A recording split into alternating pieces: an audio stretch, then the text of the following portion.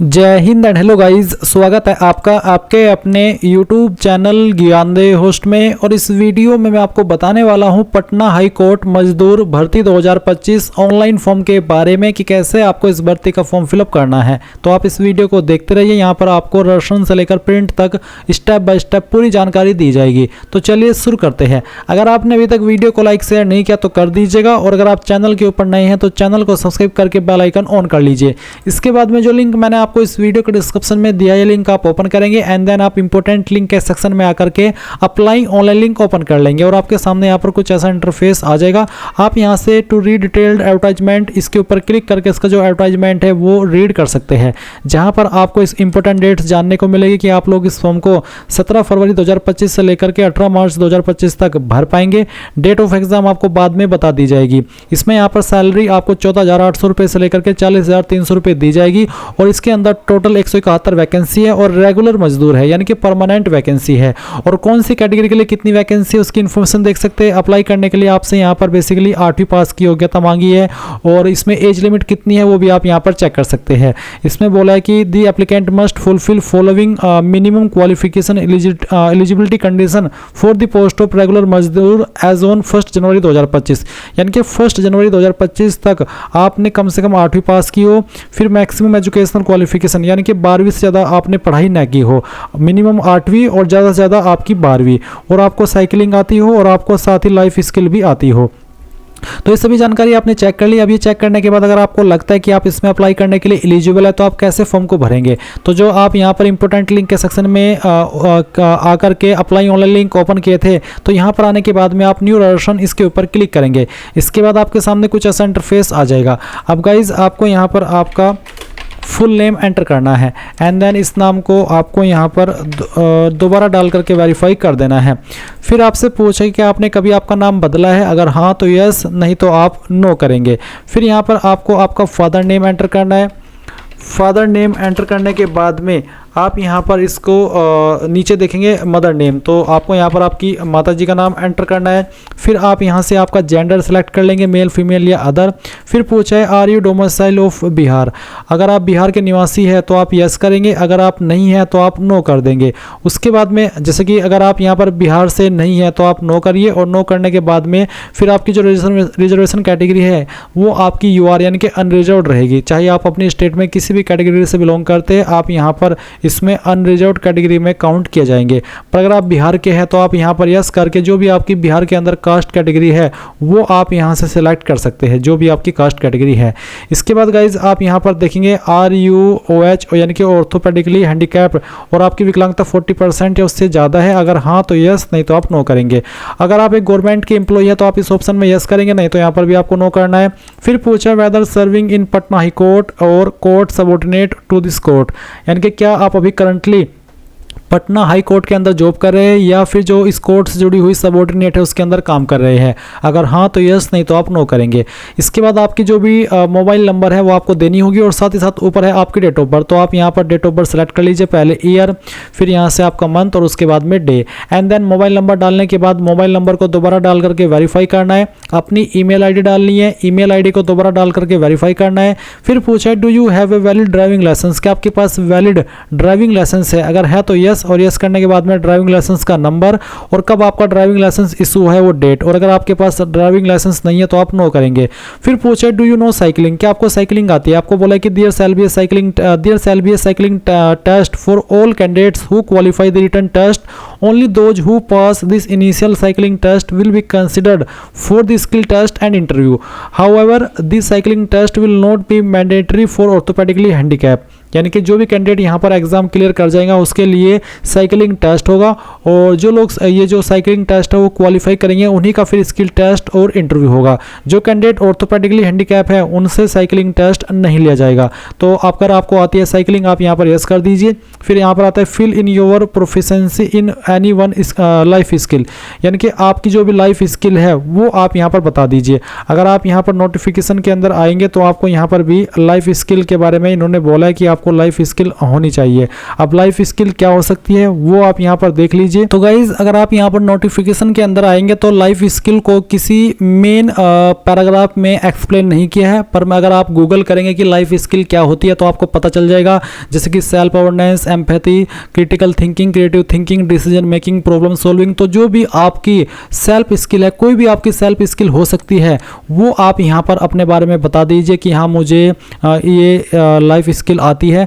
तो आप यहाँ पर उसके बारे में लिख दीजिएगा, कम से कम एक लाइफ स्किल आपको आनी चाहिए। इसमें आप कुछ भी मेंशन कर सकते हैं, कोई ये लाइफ स्किल ऐसा नहीं है कि जिसका आपके पास सर्टिफिकेट हो, ये बस आपको होना चाहिए कि हाँ मुझे इसकी नॉलेज है। और उसके बाद आप यहाँ पर डिक्लेरेशन के नीचे टिक करेंगे और सभी जानकारी चेक करते हुए सबमिट के ऊपर क्लिक कर देंगे। अब आपने यहाँ पर जो भी जानकारी भरी है उसका प्रीव्यू आपके सामने है, सभी जानकारी आप यहाँ पर चेक कर ले। चेक करने के बाद में आप यहाँ पर नीचे की तरफ आकर के प्रिंट के ऊपर क्लिक करके इस जानकारी को आप यहाँ पर प्रिंट कर सकते हैं, और चाहे तो आप इसका स्क्रीनशॉट भी ले सकते हैं। और जब आप ये चीज कर ले तो उसके बाद में आपको यहाँ पर नेक्स्ट के ऊपर क्लिक करना है। अब आपके सामने यहाँ पर पर्सनल डिटेल आ जाएगी, जहां पर आप आपका कोरेस्पोंडेंस एड्रेस यानी कि प्रेजेंट एड्रेस भरेंगे। तो जो भी आपका प्रेजेंट एड्रेस है वो आप यहाँ पर लाइन 1 और 2 के अंदर डाल दीजिए।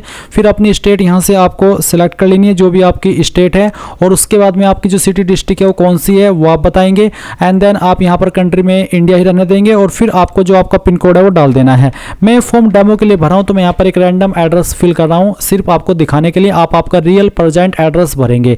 नीचे है परमानेंट एड्रेस, और साथ ही है कि is permanent address same as correspondence address, यानी कि अगर आपका प्रेजेंट एड्रेस और परमानेंट एड्रेस एक ही है तो आप इस बॉक्स को टिक कर दीजिएगा। फिर क्या होगा, जो एड्रेस आपने ऊपर भरा वो ऑटोमेटिकली नीचे भी आ जाएगा। पर अगर आपका प्रेजेंट और परमानेंट एड्रेस अलग अलग है तो अनटिक करके अलग से अपना नीचे परमानेंट एड्रेस भर दीजिएगा, क्योंकि आप ऑलरेडी ऊपर प्रेजेंट एड्रेस भर चुके हैं। अब है कैंडिडेट पर्सनल डिटेल, तो यहाँ पर name of the post applied ये तो आ चुकी है, रेगुलर मजदूर। फिर आता है प्रेफरेंस ऑफ एग्जामिनेशन सेंटर, तो सेंटर के लिए आप इनमें से किस सिटी को पहली चॉइस देना चाहते हैं, सेकंड चॉइस किसको देनी है, थर्ड चॉइस किसको देनी है, वो आप सिलेक्ट कर लीजिएगा। फिर है मैरिटल स्टेटस, तो आप बताइए मैरिड अनमैरिड जो भी है वो आप यहाँ पर सिलेक्ट कर लीजिएगा। फिर है photo identity proof preferably having candidate signature, यानी कि आपको यहाँ पर इसमें एक अपनी फोटो आइडेंटिटी प्रूफ देना है, और आपको ये प्रेफर किया जा रहा है कि आप ऐसी आईडी अपलोड कीजिए जिसमें कि आपका जो सिग्नेचर है वो भी हो। तो एक ऐसी आईडी आपकी मोस्टली पैन कार्ड होती है, और आई थिंक पासपोर्ट भी होती है। तो अगर आपके पास पासपोर्ट है और पैन कार्ड है तो आप यहाँ पर सिलेक्ट कर ले, क्योंकि उसके ऊपर आपका सिग्नेचर भी होता है। और फिर जो भी आईडी आपने सिलेक्ट किया उसका नंबर डाल दीजिए। वैसे आप पैन कार्ड के अलावा, पासपोर्ट के अलावा कोई अन्य आईडी भी दे सकते हैं, पर आपको प्रेफर ये किया है कि आप ऐसी आईडी अपलोड करें या ऐसी आईडी की जानकारी दें जिसके ऊपर आपका सिग्नेचर भी हो। अब नेशनलिटी इंडियन रहेगी, और उसके बाद में देखेंगे visible mark of identification of candidate, तो आपकी बॉडी के ऊपर ऐसा निशान जिससे आपकी बॉडी की पहचान होती है। ये मार्क आपकी बॉडी पर कहीं पर भी हो सकता है। अगर कोई भी मार्क नहीं है बॉडी के ऊपर तो आप यहाँ पर नो मार्क लिख दीजिएगा। अब आती है एडिशनल डिटेल, पूछा है कि whether any criminal case has ever been registered against you, क्या आपके ऊपर कोई कभी केस दर्ज हुआ है क्रिमिनल वाला, अगर हाँ तो यस, नहीं तो आप नो करेंगे। फिर क्या आपके ऊपर कोई एफआईआर दर्ज हुई है, अगर हाँ तो यस, नहीं तो आपको नो करना है। क्या आपके पास एनसीसी बी सर्टिफिकेट है, अगर हाँ तो यस, नहीं तो आप यहाँ पर भी नो कर देंगे। फिर आप यहाँ पर सबमिट के ऊपर क्लिक करेंगे। अब आपके सामने यहाँ पर एजुकेशन डिटेल आती है, तो पूछा है do you possess matriculation qualification, क्या आपके पास मैट्रिकुलेशन है यानी कि 10वीं है, अगर हाँ तो यस कर देंगे। और यस करने के बाद में नीचे की तरफ आएंगे और आपको आपके स्कूल का नाम एंटर करना है। तो जहां से भी आपने आपकी 10वीं की है उस स्कूल कॉलेज का नाम आप यहां पर एंटर कर दीजिएगा। ये करने के बाद में आपको यहां पर आपके बोर्ड का नाम बताना है, जिस भी बोर्ड से आपने आपकी 10वीं पास की है, किस साल के अंदर पास कर ली थी वो साल सेलेक्ट कर लेंगे। और स्कीम ऑफ मार्किंग, किसके अंदर नंबर थे, परसेंटेज या सीजीपीए, एसजीपीए या फिर जीपीए। मेरे परसेंटेज थे तो मैंने परसेंटेज सेलेक्ट किया। अब मैं आपको बता रहा हूँ कि नंबर कैसे भरने हैं। तो जो भी आपको नंबर आए थे वो यहाँ पर डाल देने हैं, कितने में से आए थे वो आप मैक्सिमम मार्क्स में डालेंगे, परसेंटेज कैलकुलेट कर ली जाएगी और डिवीजन आप बता देंगे। जिनके 60+ परसेंटेज होते हैं वो फर्स्ट डिवीजन के अंदर आते हैं, जिनके 45 से लेकर के 59 के बीच में होते हैं वो सेकंड डिवीजन, और जिनके 33 से लेकर के 45 के बीच में होते हैं परसेंटेज वो थर्ड डिवीजन में आते हैं। तो बताई गई परसेंटेज के अकॉर्डिंग आप यहाँ पर अपनी परसेंटेज डिवीजन सेलेक्ट कर लीजिएगा। अब आता है इंटरमीडिएट क्वालिफिकेशन, क्या आपके पास इंटरमीडिएट क्वालिफिकेशन है, 12वीं है, अगर है तो यस। और यस करने के बाद में आपको यहाँ पर पहले स्ट्रीम बताना है कि आपने किस स्ट्रीम में की है, फिर आपको स्कूल कॉलेज का नाम देना है, आपके बोर्ड का नाम देना है, आपका पासिंग ईयर, और फिर स्कीम ऑफ मार्किंग सेलेक्ट कर लेंगे। फिर आप यहाँ पर नीचे टिक करेंगे और उसके बाद में सबमिट के ऊपर क्लिक करेंगे। अब आपके सामने यहाँ पर डॉक्यूमेंट अपलोड का सेक्शन आ चुका है। तो आप यहाँ पर पहले फोटो अपलोड करेंगे। फोटो का साइज आपका 50 से 100 KB के बीच में रखा गया है, फॉर्मेट जेपीजी या फिर पीएनजी चल जाएगा। तो आप चूज फाइल के ऊपर क्लिक कीजिए और फिर जहां पर भी आपकी फोटो फाइल है वो आप सिलेक्ट करिए। तो फाइल सेलेक्ट करिए, ओपन करिए और आपका फाइल नेम यहां पर आएगा और इस तरह से फोटो अपलोड हो चुका है। व्यू के ऊपर क्लिक करके अलग से भी आप इसको व्यू कर सकते हैं। अब आप आपका सिग्नेचर अपलोड करेंगे, चूज फाइल के ऊपर क्लिक करेंगे, जहां पर सिग्नेचर की फाइल है सिलेक्ट कीजिए, ओपन कीजिए, यहाँ पर सिग्नेचर आ जाएगा। फिर आपको 10th का सर्टिफिकेट अपलोड करना है। इसका साइज भी 50 से 100 KB के बीच में रखा है। तो जहां पर भी आपका 10th का सर्टिफिकेट है वो आपको यहाँ पर सिलेक्ट कर लेना है। इसके बाद में गाइज आप यहाँ पर देखेंगे मैट्रिकुलेशन मार्कशीट। अभी आपने सर्टिफिकेट अपलोड किया, फिर आप मार्कशीट अपलोड करेंगे। अगर आपका मार्कशीट और सर्टिफिकेट एक ही है तो जो फाइल आपने ऊपर अपलोड की है वही फाइल आप यहाँ पर इसमें भी अपलोड कर दीजिए। और अगर आपका सर्टिफिकेट और मार्कशीट अलग अलग है तो पहले सर्टिफिकेट और नीचे आप मार्कशीट अपलोड करिएगा। फिर आपको आइडेंटिटी प्रूफ अपलोड करना है, जिसमें कि आप जो भी आईडी दिए हो, अभी जो आप पहले वाले स्टेप में भर करके आए हो, चाहे पैन कार्ड, चाहे पासपोर्ट, चाहे आधार कार्ड, चाहे वोटर आईडी, वो आप यहाँ पर अपलोड करेंगे। इसका साइज भी 50 से 100 KB के बीच में रखा है। तो आप चूज फाइल के ऊपर क्लिक कीजिए और जहां पर भी आपकी आईडी है वो आपको यहाँ पर सिलेक्ट करके इसमें अपलोड कर देनी है। फिर गाइज आप यहाँ पर देखेंगे डोमिसाइल सर्टिफिकेट। तो आपको यहाँ पर इसमें चूज फाइल के ऊपर क्लिक करना है और जहां पर भी आपका डोमिसाइल सर्टिफिकेट है वो सिलेक्ट करना है। अब आता है SC ST EBC BC। तो अगर आपकी इनमें से कोई कैटेगरी है जो यहाँ पर दी गई है तो आप आपका कास्ट सर्टिफिकेट भी अपलोड करेंगे। तो जैसे ही आपकी सभी फाइल यहाँ पर इस तरह से अपलोड हो जाए, आप यहाँ पर नेक्स्ट के ऊपर क्लिक करिएगा। अब आपके सामने यहाँ पर आपके फॉर्म का प्रीव्यू आ चुका है। आप यहाँ पर सभी जानकारी चेक करते हुए नीचे की तरफ आएंगे और आप यहाँ पर प्रिंट प्रीव्यू इसके ऊपर क्लिक करके अपने फॉर्म का जो प्रिंट है वो ले लेंगे। अगर प्रिंटर नहीं है तो PDF के रूप में सेव कर लीजिए और बाद में आप इसको प्रिंट कर लीजिएगा। और फिर गाइज आप नीचे की तरफ आकर के यहाँ पर I have verified all the details, इसके ऊपर टिक कीजिएगा एंड देन आप मेक पेमेंट यहाँ पर क्लिक कीजिएगा। अब आप यहाँ पर टिक कीजिए, प्रोसीड के ऊपर क्लिक कीजिए। इसके बाद में आपको यहाँ पर पेमेंट के पेज पर ट्रांसफर कर दिया है। आप आपकी एप्लीकेशन फीस यहाँ पर ICICI बैंक, एक्सिस बैंक या फिर UPI यानी कि इनमें से किसी भी माध्यम का इस्तेमाल करके जमा कर पाएंगे। अगर आप UPI के माध्यम से कर रहे हैं तो कोई भी एक माध्यम सेलेक्ट कर ले। फिर आप यहाँ पर आपका फ़ोन पे जो नंबर है वो डाल सकते हैं या फिर जो आपकी UPI ID है वो आप डालिएगा। बेसिकली UPI ID मांगी है तो आपको अपना फ़ोन पे चेक करके उसमें देख लेना कि मेरी UPI ID क्या है और वह यहाँ पर डालने के बाद वेरीफाई कर देनी है। और फिर आप यहाँ पर आपका जो पेमेंट है वो बहुत ही सिंपल स्टेप के अंदर कर पाएंगे। अगर कोई इशू आता है पेमेंट करने में UPI के माध्यम से तो आप कमेंट के माध्यम से पूछ लेना। और आप यहाँ पर इसमें जैसे कि बैंक का ऑप्शन है, इसके माध्यम से भी फीस को जमा कर सकते हैं। तो गाइज इस तरह से जैसे आपकी फीस जमा हो जाएगी आपका फॉर्म फाइनल सबमिट हो जाएगा।